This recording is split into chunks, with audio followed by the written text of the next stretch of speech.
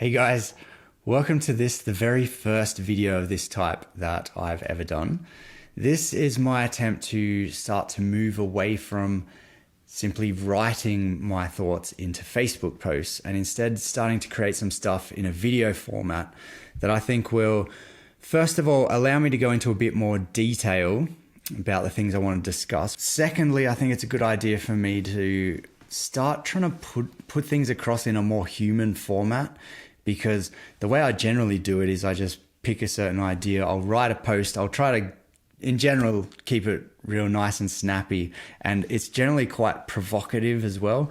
I'm trying to bounce the ideas off the world and get feedback and be challenged, and it's part of my process of updating my own models. I know that it's misconstrued a lot of the time, and I know that there's God knows how many labels applied to me for the stuff that I put out there. I know because they're outside of the ordinary, they get, people probably read them and go, what the fuck is he on about?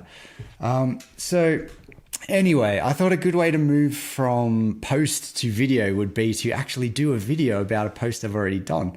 And this will allow me the opportunity to get the idea there, distill it and write it down and try to make it snappy and short, but then go in and with the video start to explain more of the detailed ideas in there. So anyway, the first post that I wanted to start with is this one here that I wrote a couple of days ago. So I just want you to listen to it and just take note of the way that it makes you feel, the way you respond to it. Stop arguing with science. Science is what happens when scientists work together to find out what is right. It's not about arguing and trying to prove things wrong. If it was, science would never get anywhere and we would still be living in trees. Don't just say, I've done my research, because you went on Google and looked up what you think is right. Go on Google and look up what science already knows is right, and then stop. Scientists went to university and they do experiments in labs. They don't look things up on fucking Google.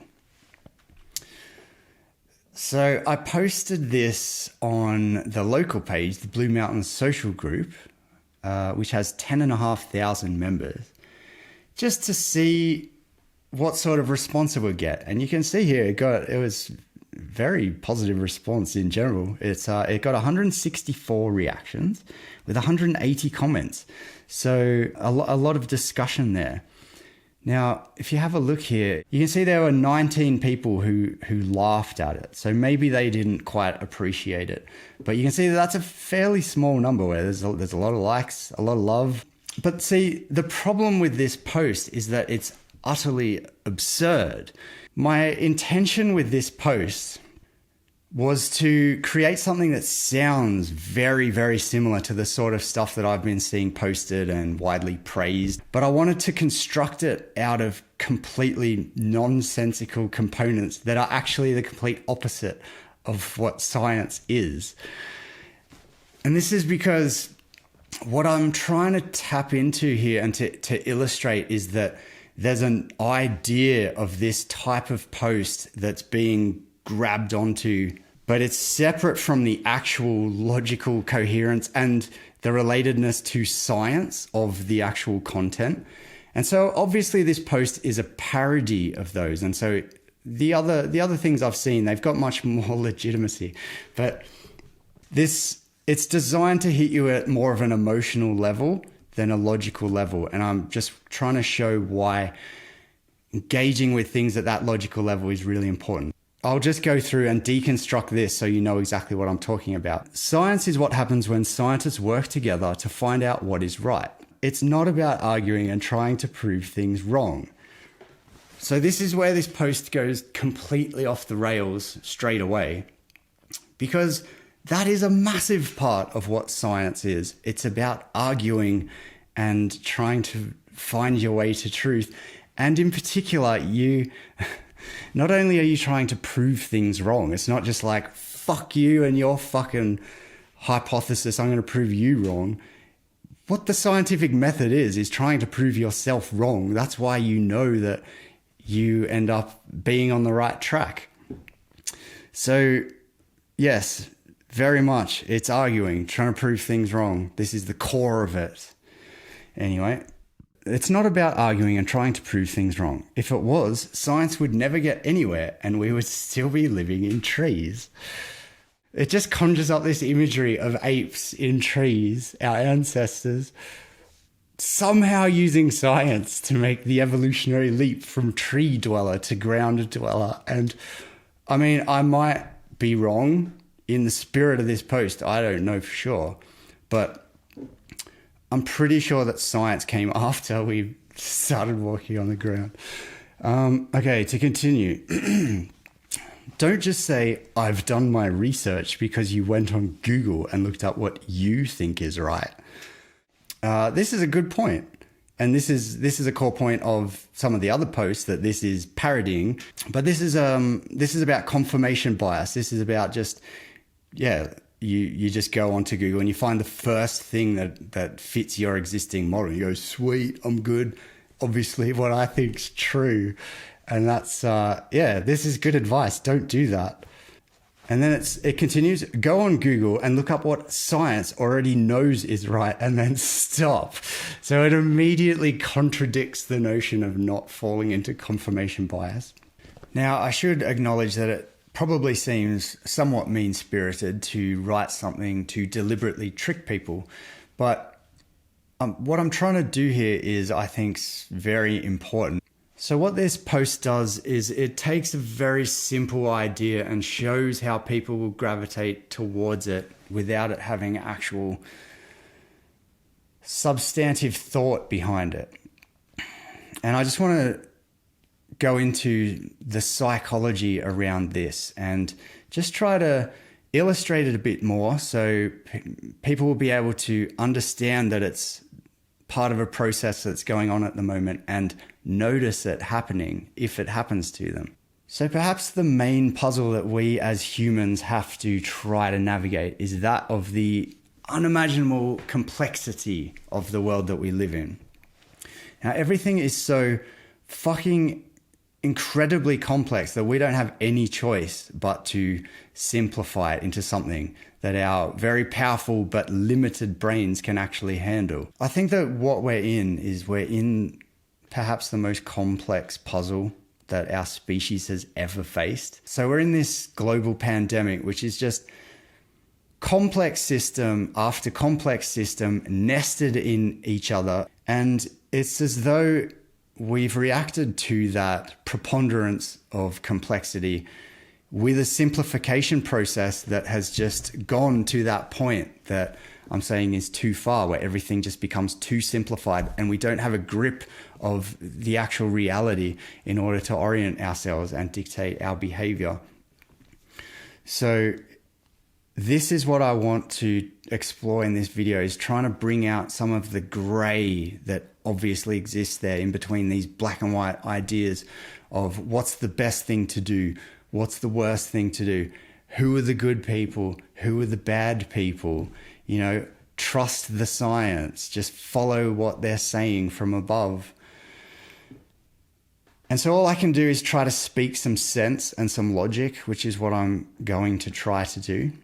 So the concepts of safety and comfort are two that tend to go together. But when it comes to thinking about your position and the position of your society in the middle of a problem that's as complex as this, is that the comfort in knowing the right thing to do and knowing that the people in charge have our best interests at heart and they're competent and they know the best way to proceed, that comfort doesn't correlate with safety, because the more that you put full trust into a certain entity, then the more open you are to the downsides of if that trust is somehow breached or unworthy.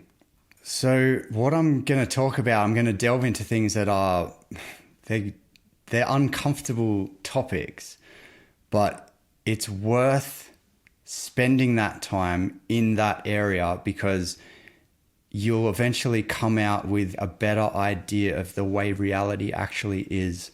And you're going to be much more open to your perception being updated through various means that are cut off under a very simplistic trust the science type mindset.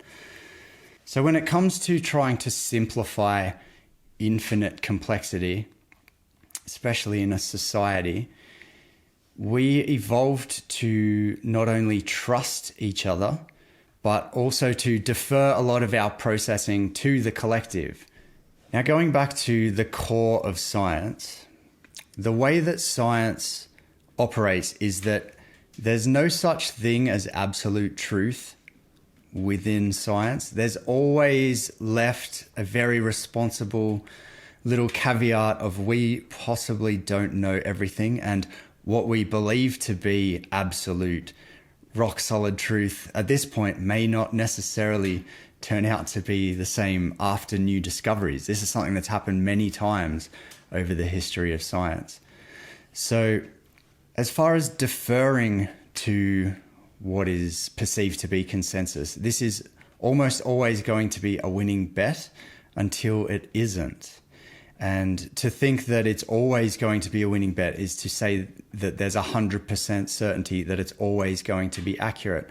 And the thing about consensus is that there's going to be certain ideas that are overwhelmingly accepted across most people, but there's always going to be people on the outside who are challenging that idea. And this is not a bad thing. It's always good to have people challenging your position. And this applies at the individual level, and it also applies just to our most stringently held dogmas about what we as a scientifically established society think about the world.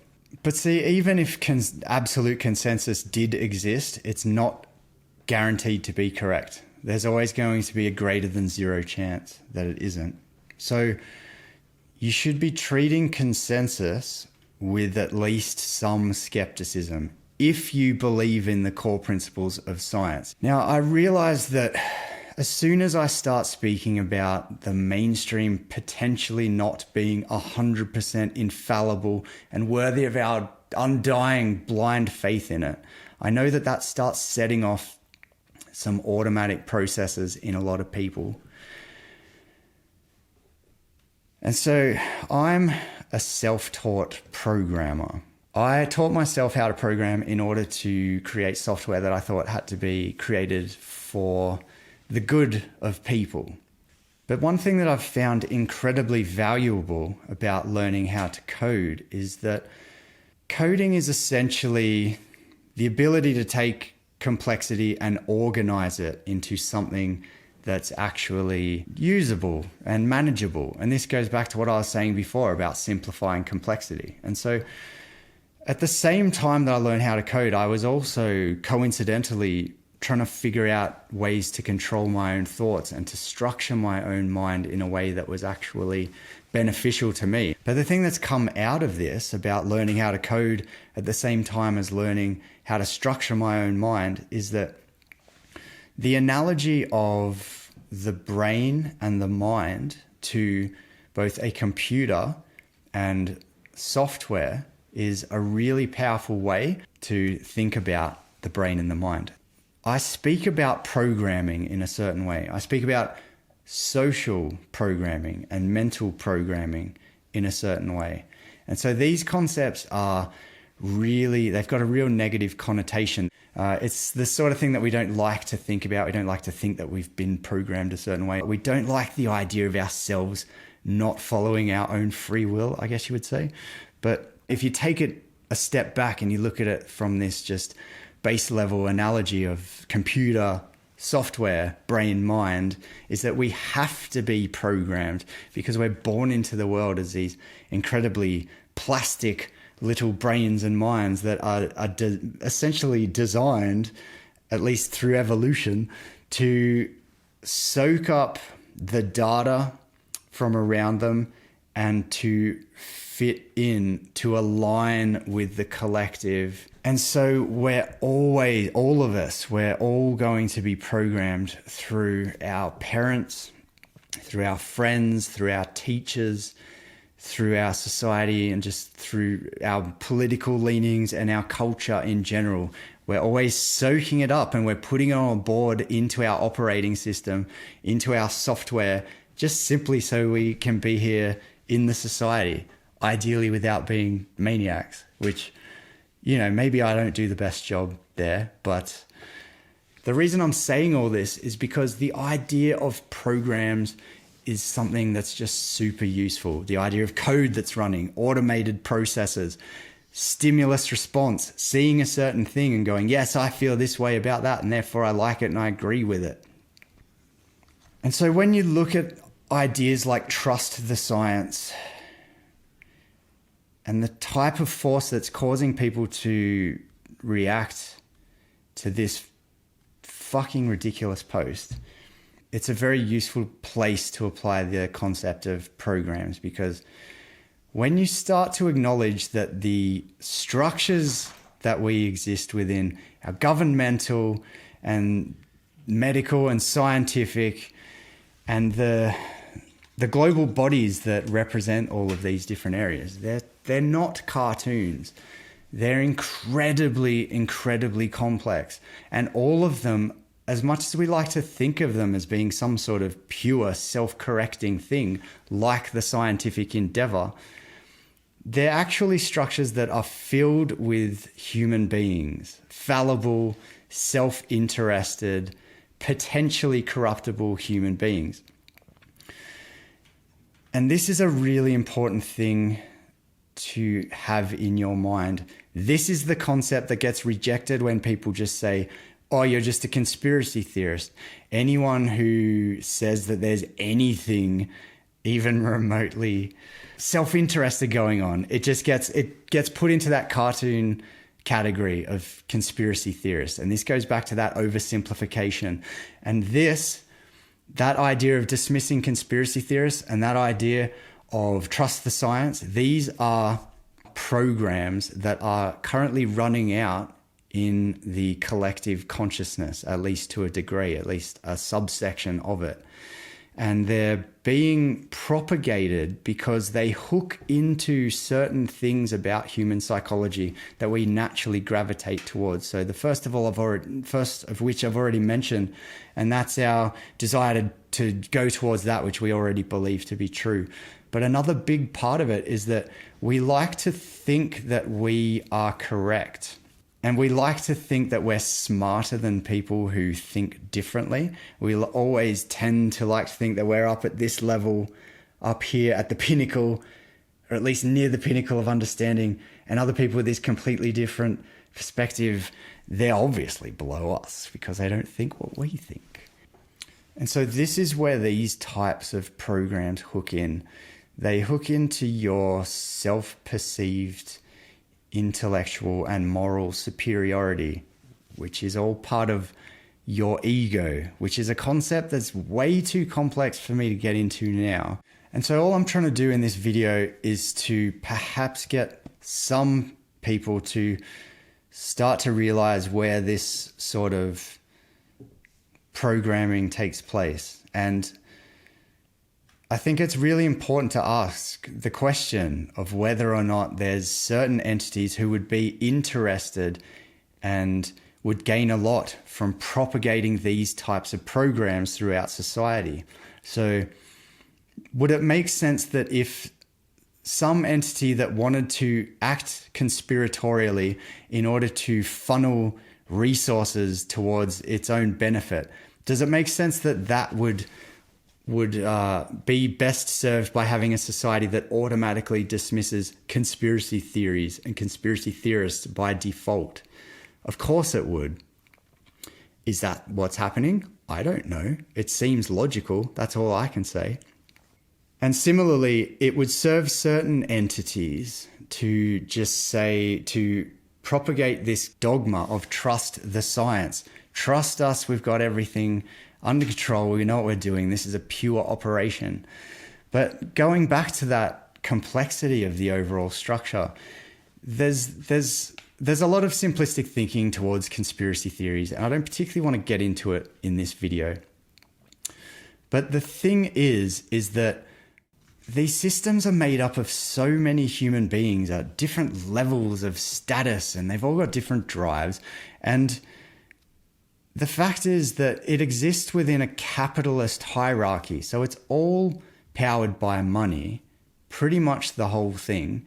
Everyone's just trying to live their life. They may have a very strong desire to just further the endeavor of science, but in the end, they're still human beings. You have to put a roof over their head and support their family and God knows what. And in a capitalist system, it's not as though we generally have a culture of being happy with less. We tend to be a culture that gets ourselves to a certain level of comfort and acquirement and then just keep pushing it from there. So this is what fundamentally the whole system is based on. And such a system is open, obviously, to either the carrot or the stick.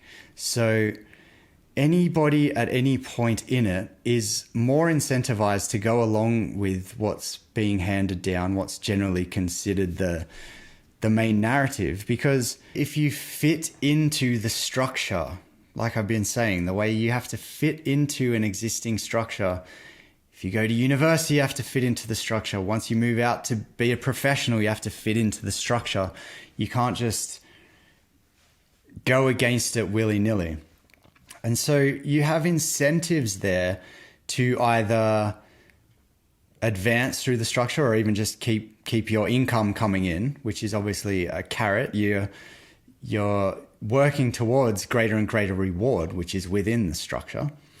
Or you're also subject to stick, which means that if you step outside, then you may lose your career, you may be penalized, you may not advance, all of these things. So this is a very, very complex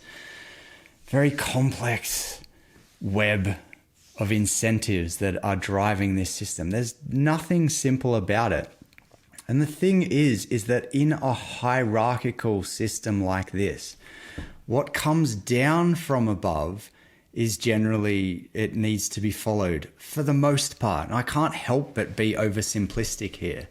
But if something's coming down from above, because of the nature of hierarchy, it's not completely open to question. And especially what we've found ourselves in here is a situation where everything is happening really quickly. And so what's coming down from our main bodies to do with the pandemic response is not subject to a rigorous scientific debate. A lot of it is fast-tracked. And we haven't been able to spend the time to really carve out the truth. Instead, we're being told what the truth is about this incredibly complex situation that we can't possibly know what's going on. Every fucking day you'll see in the news, there's some new thing we're learning about the virus or our response to the virus. We're just learning all the time. And the thing is that in this pandemic, it presents an enormous amount of opportunity to certain entities of all sorts of sizes. There's a tremendous financial incentive. There's nothing illogical about this. It's pure logic. There's a lot of money to be made by certain entities. And this means that the response is likely to be manipulated by the most powerful entities who stand to earn the most. And the way that they would go about that is that they would try to apply pressure at those high-level, very centralized nodes of information and policy. It's not as though anything that's outside of what's given to the public as truth has to be some grand conspiracy where the thousands of people who are in these fields are all corrupted. This is another stupid cartoon idea about conspiracy theories. It's like, oh, what, everyone's in on it. It's like, no, you don't fucking need everybody in on it. All you need is to control certain central nodes and it will flow down from there. And the nature of hierarchy will generally allow it to propagate all the way through. And it's not like we're constantly seeing whistleblowers speak up about anything. A whistleblower is quite a rare thing. So the idea that either everyone has to be in on it, or there's always going to be people who would go, hey, this is shenanigans. I think it's an oversimplification. All I wanted to do in this video is to just at least open up a little bit of space for the possibility that there's certain things that are coming through the mainstream channels that aren't necessarily 100% aligned with truth.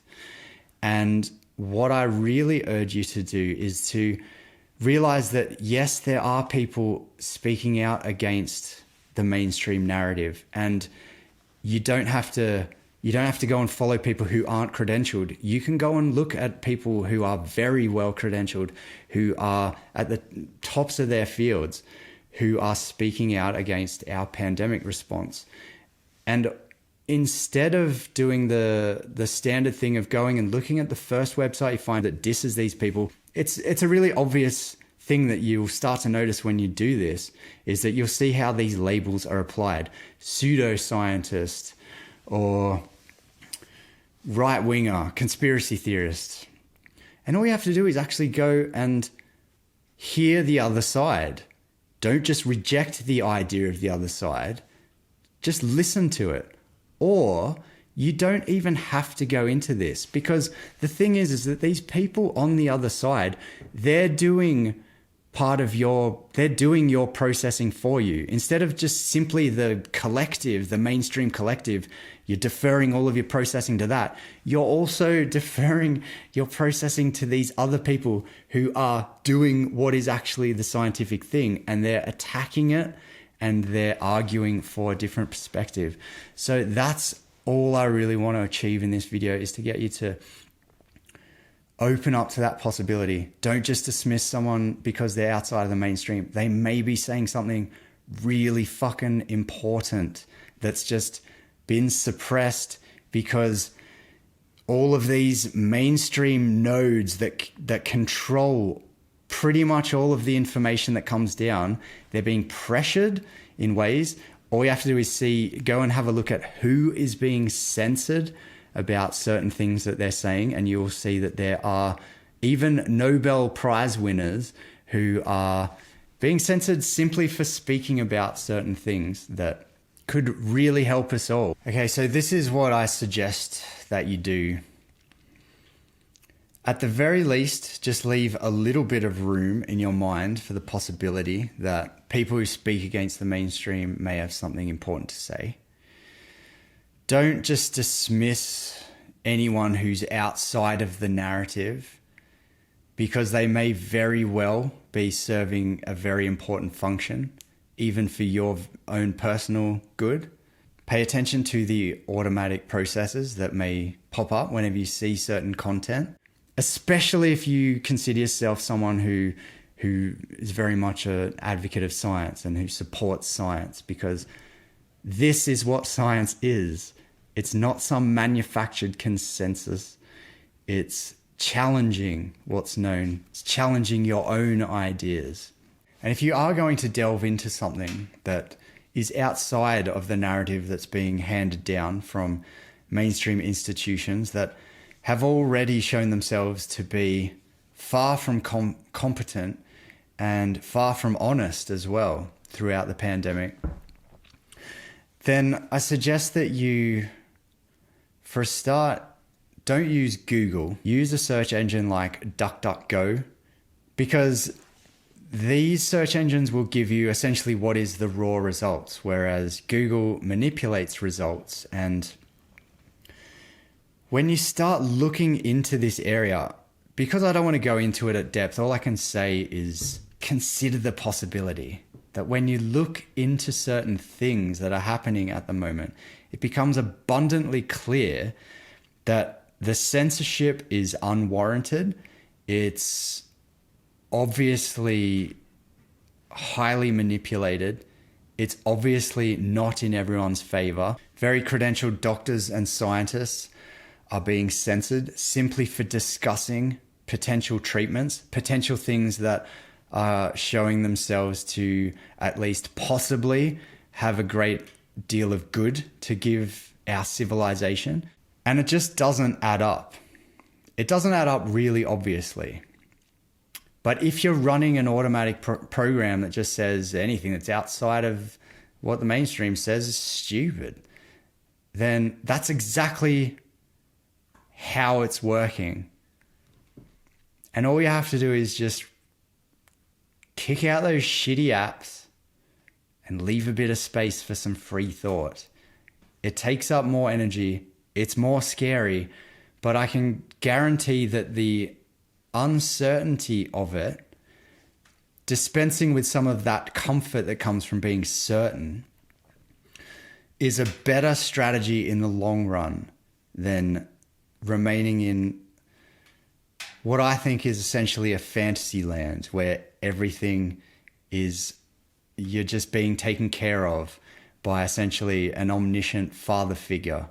And this is something that isn't science. It's far more to do with religion. So I'll just leave you with that thought.